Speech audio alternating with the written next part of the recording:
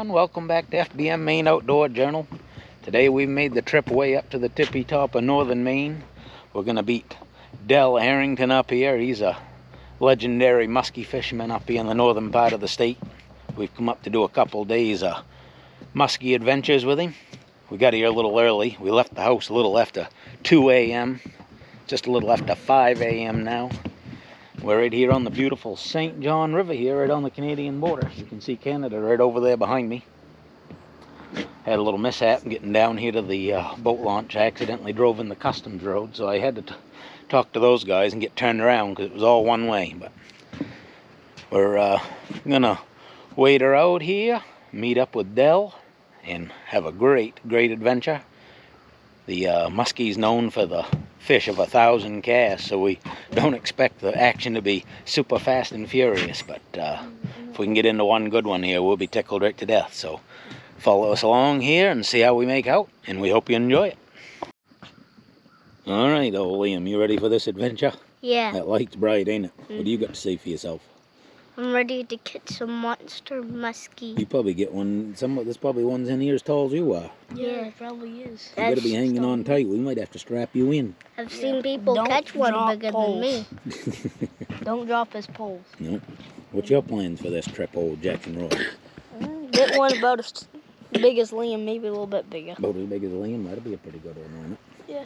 Well, she'll be a grand adventure either way, won't it? Whether we get a giant one, or whether we get a small one, or whether we don't get any. Yep. We'll be tickled right to death. Oh, I thought I heard one jump up there. Yep, right up there on the bridge, something jumped, but I don't think it was one as big as Liam. Didn't sound that big. Probably about as big as Charlene, maybe. All right. Your average. Follow us along, see how we make out.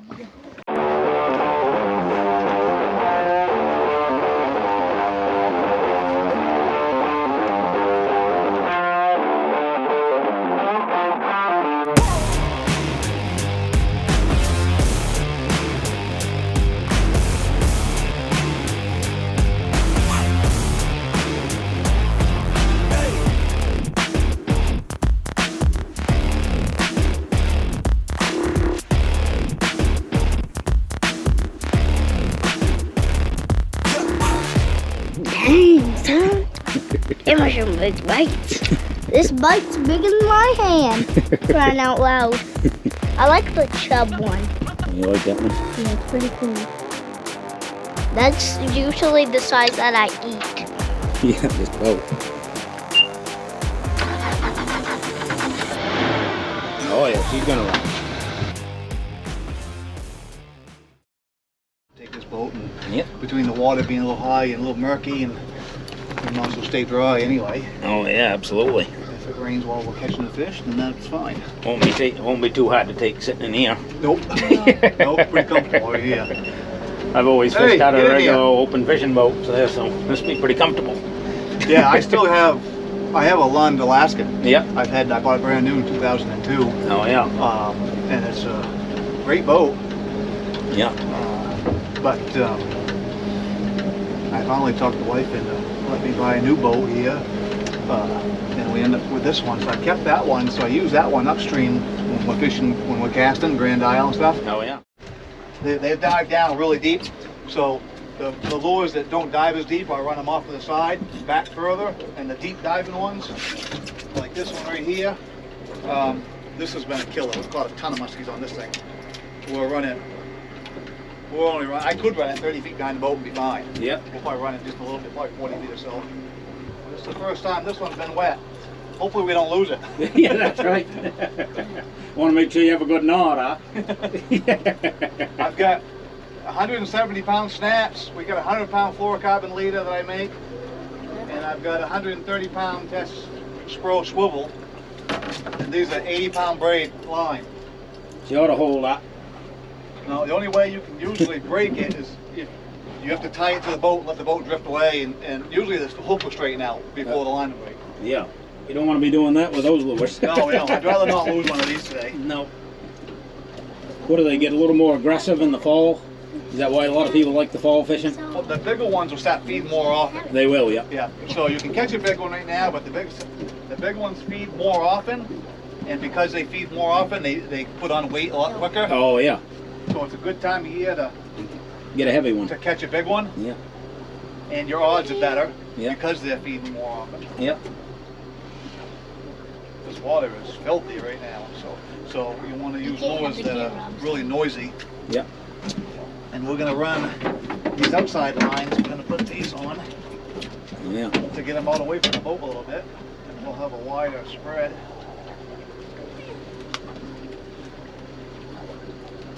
Cover a little bit more water. Yep. There's a lot of stuff floating in the water today. You guys watch any videos?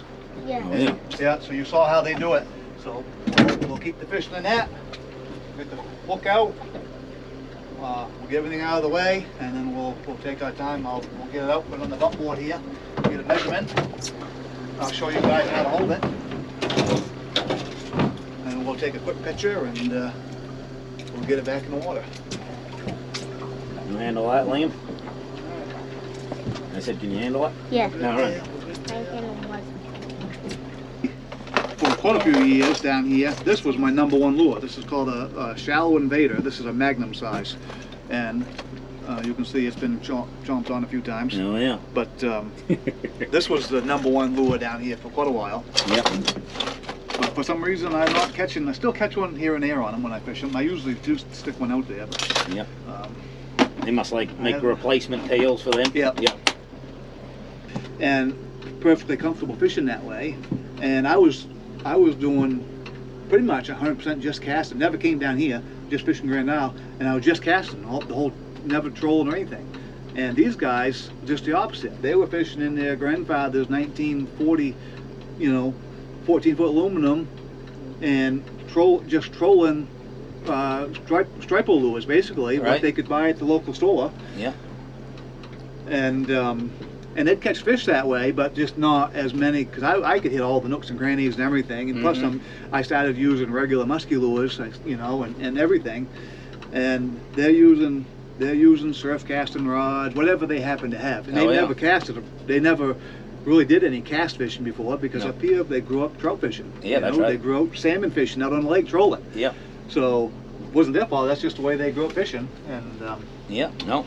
well, after a while, they started catching on. I started taking a few people, showing them my setups, and so gradually they started buying the bait casting rods and the lures, and started catching them. And boy, but the bad thing was they'd keep and kill everything. Oh, yeah. And you can't go to a pool and catch 2 or 3 40-inch fish, kill them all, and go back 3 days later and expect to catch 3 or 4 more. You just caught them all. Yeah, exactly. They don't work that way. Yep. So the fishing has gone downhill quite a bit up there.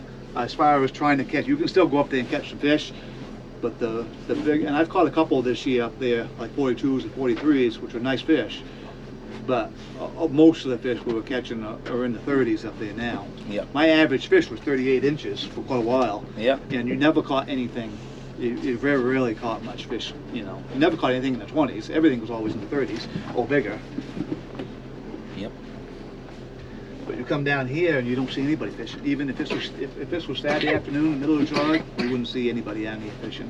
So down here, and we got a lot of river to fish. The fish have a lot of time to grow up down here, and there's no fishing pressure. And even with us, we go the whole length of this back and forth, and we still won't cover it because we ain't fishing over there and we ain't fishing over there. There's a lot of fish can be hiding. Yeah, that's right. Yeah. Yeah. And of course, there's a lot of fish that will see our lures today. We won't know it, but they'll see our lures and they just they're not gonna bite. Right. About the 3rd day comes along and you ain't seen a deer yet. Now your gun's hanging down by your side. Then the 4th day, you're walking around and you're not thinking you're gonna see anything. And all of a sudden the biggest buck of your life jumps up in front of you. You're not ready for it.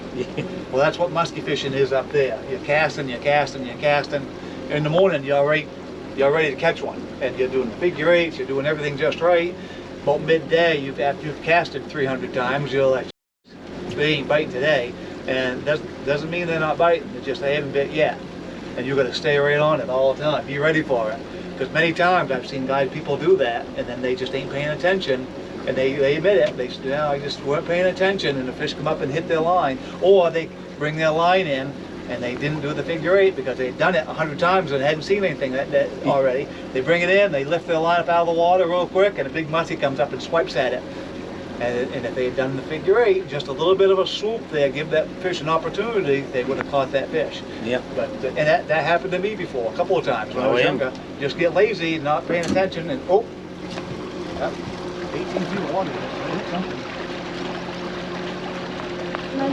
Something just hit that. You heard it. Yeah, I saw it. I saw the planer boy yank back and heard the. Yeah. That was strange.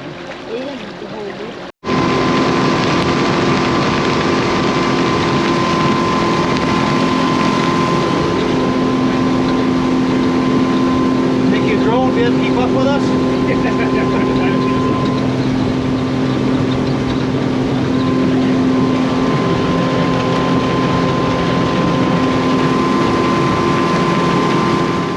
To your right, just a little bit, Joe. A little bit? All right.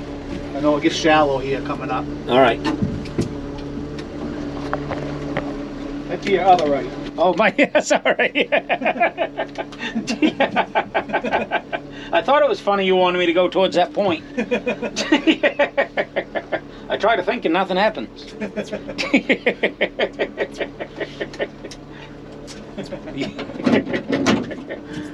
why I never could dance. Got 2 left feet, Liam.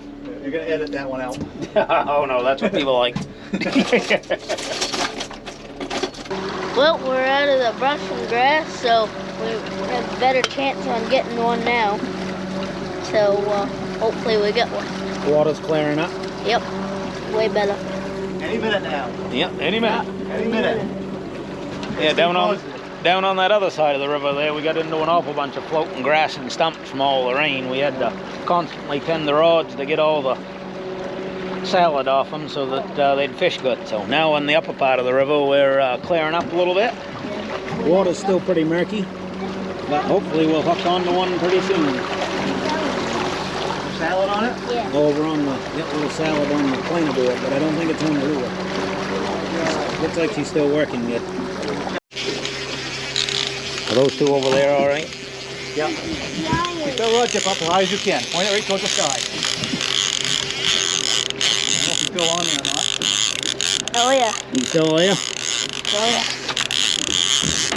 We got one on here, old Jacko. He ain't a big one, but Oh, hold her up. Oh, he's going over the other side. Wait a second, you're gonna get in the prop. All right, there you go. Point him right back this way as far as you can. Back this way? Keep him all the way on that side. Not Okay. Oh, hang on to it. Bring her up this side. Let me get. Oh, all right, step right back. I gotta try to get this. Yeah, I was trying to get the. There you go. Okay, keep that rod tip right up. I was trying to do a couple things at once. Told you it's gonna be a rodeo. We get one. Yeah. Muskie! Oh yeah, feel him tussling you? Oh yeah, easy. I just saw it. Once we get close to the boat, you're gonna have to step right back. Both of you probably will. Straight to the back of the boat? No, back this way. Okay. How's he pulling? Good? Oh, there he is. yep. Nice muskie. No, he's very big. No, but he's a muskie. Muskie. All right, let him go right back in. Good job. There he is. Muskie's a muskie. That's a good trainer. That's a good training one. It's a good start. Got a feel for her now. Hello, doggy. I know. Yeah. We can release them pretty quickly. Yep. The big ones, they're fat and they're out of shape. Yeah. So when we bring them in, it takes a lot to get them back. Yep. To let them go. They build up a lot of lactic acid. Jackson, I'm going to bring him up and we're going to put him on the bump board. We'll see how long he is.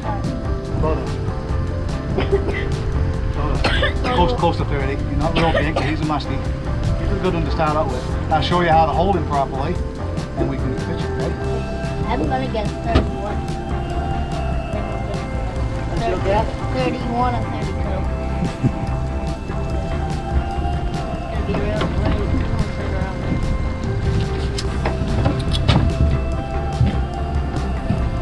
29 inches. 29. 29 Real inches. close. Alright, so take your left hand, take this hand over here.